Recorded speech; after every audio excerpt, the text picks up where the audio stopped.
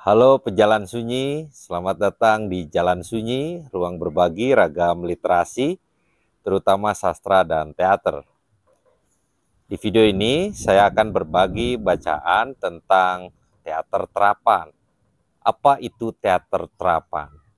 Sebelum menyimak pembahasannya, dukung channel ini dengan subscribe, like, komen, dan share video ini.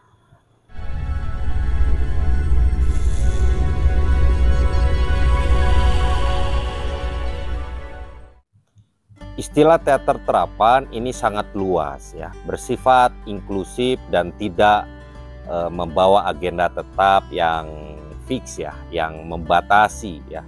Sebaliknya, menurut Taylor ya, label teater terapan adalah istilah umum yang berguna untuk menemukan tautan dan koneksi ya bagi kita semua yang berkomitmen pada kekuatan teater dalam membuat perbedaan dalam lingkup kehidupan manusia.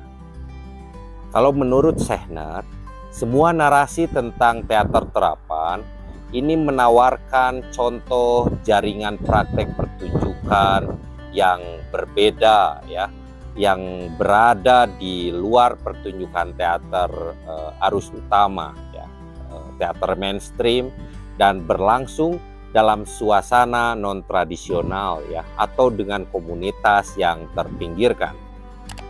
Artinya, teater terapan paling sering dimainkan atau dipentaskan di ruang yang biasanya tidak didefinisikan sebagai gedung teater atau gedung pertunjukan ya. Dengan partisipan yang mungkin bukan ahli atau tidak ahli dalam seni teater, dan untuk penonton yang memiliki kepentingan dalam masalah yang diangkat ya oleh pertunjukan atau anggota komunitas yang ditujukan oleh pertunjukan.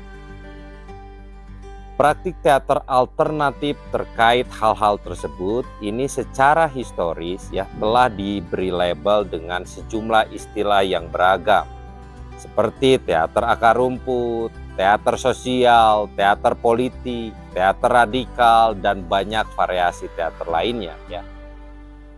Tetapi selama dekade terakhir, teknik teater terapan adalah istilah yang muncul sebagai payung besar di mana semua istilah dan praktik-praktik sebelumnya ini dianut. Istilah drama terapan dan teater terapan ini mencapai popularitasnya selama tahun 90-an dan mendapat perhatian khusus di kalangan akademisi, praktisi teater, dan pembuat kebijakan ya.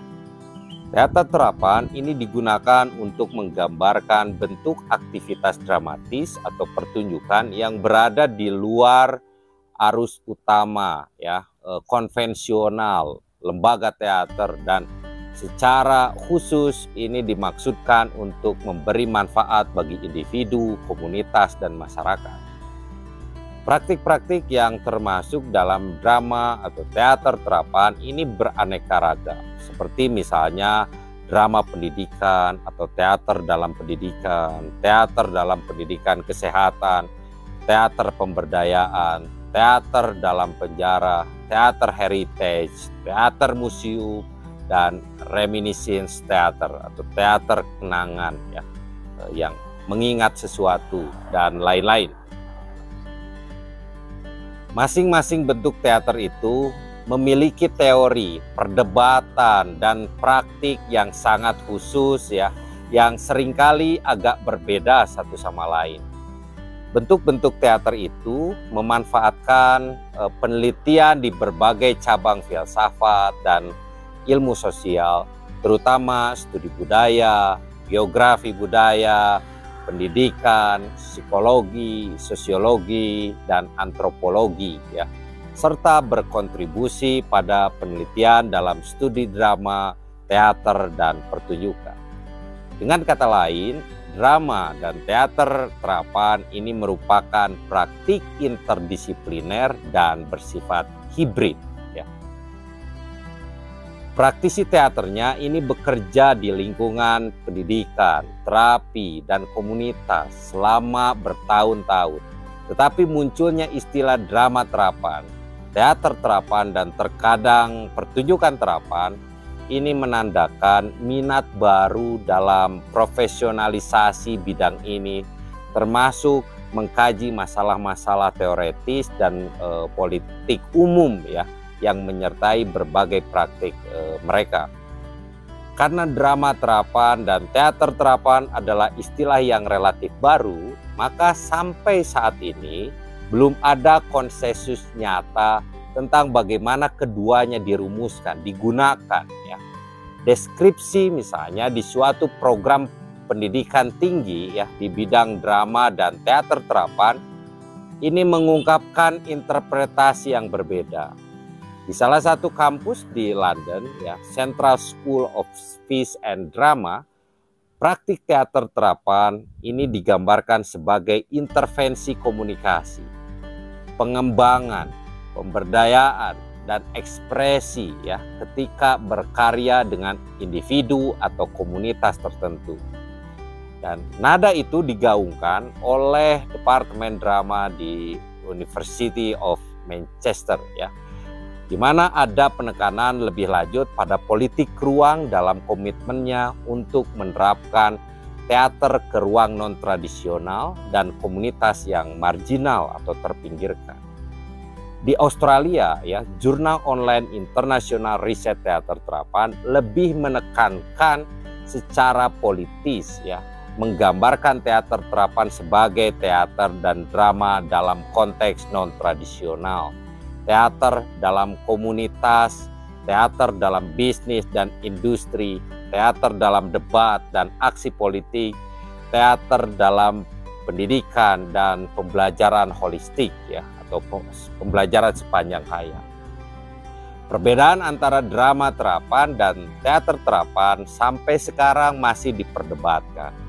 Philip Taylor ini seorang akademisi dan praktisi yang bekerja di New York membuat perbedaan antara drama terapan dan teater terapan. Drama terapan ia lihat sebagai sesuatu yang berbasis proses, sedangkan teater terapan ia gambarkan sebagai sesuatu yang berbasis pertunjukan. Meskipun ada kesamaan dengan drama terapan, kecenderungan pada drama terapan adalah ketergantungan pada teks drama konvensional dalam strategi pendidikan untuk mengajarkan tentang masalah, peristiwa, dan relasinya.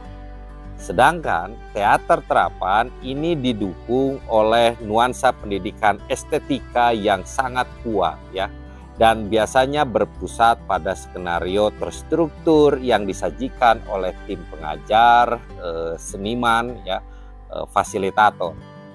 Perbedaan drama dalam pendidikan dan teater dalam pendidikan ini telah terjadi pada tahun 1970-an dan 1980-an di Inggris ya, di mana drama dalam pendidikan ini dianggap sebagai metodologi pengajaran di seluruh kurikulum.